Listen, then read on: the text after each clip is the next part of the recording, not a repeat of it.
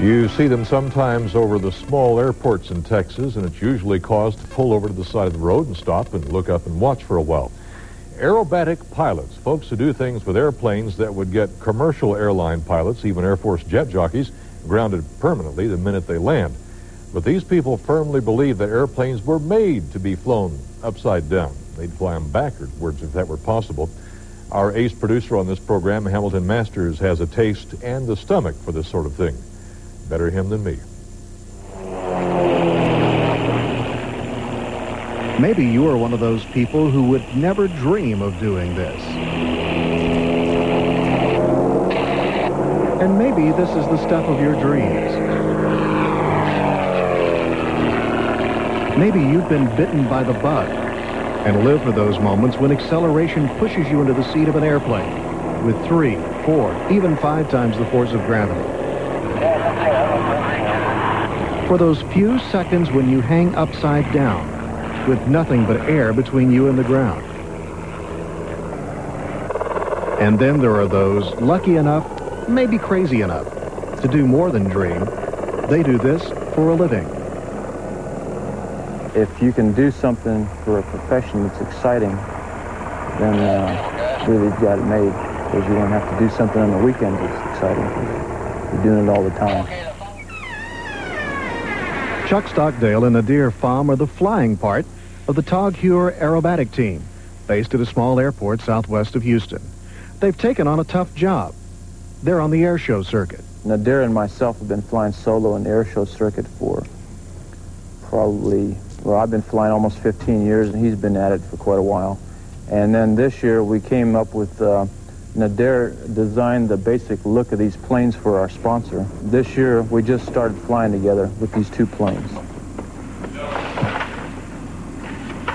They fly a modified version of a 1950s era British trainer, heavily modified. I redesigned the whole fuselage. This whole area has been redesigned. And we changed the engine. We had to add some power because originally it had only a 150 horsepower engine.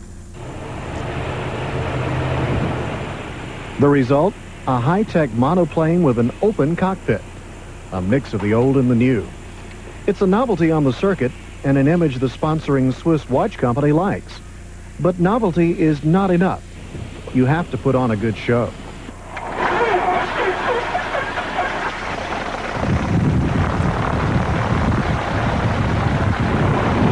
Well, we start out with kind of an unusual maneuver. It's called an opposing takeoff.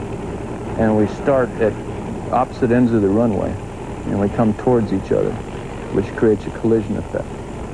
And then we lift off and we cross each other, and then we make a turn, and that kind of starts things off.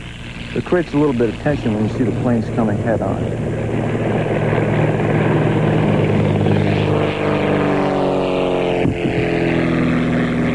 Timing is everything. The routine continues through loops, inverted turns, hammerheads, and intricate aerial dance.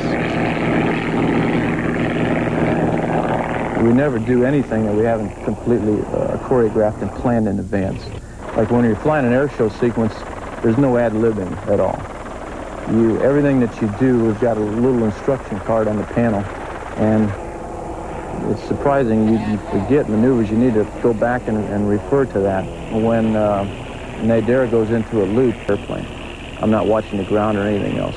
And it's my job just to stay right there and keep that point equidistant all the time. There is no room for error. The kind of flying that we do with the formation flying, especially, it takes a lot out of you because you're in really close proximity to the other planes. And I mean, there's no room to be moving over or back. It just takes total concentration.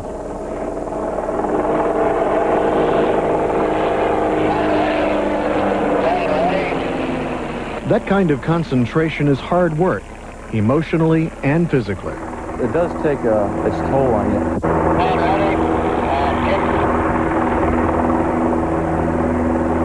After the end of a hard day of, aerobatic flying or an air show or something, you're just drained at the end of the day.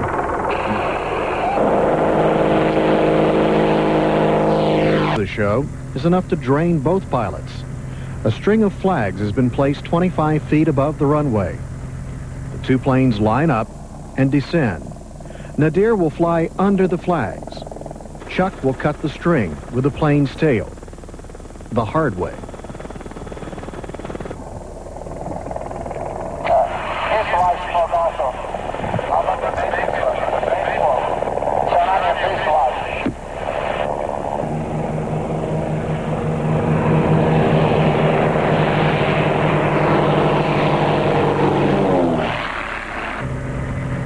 A precision ballet of men and machines.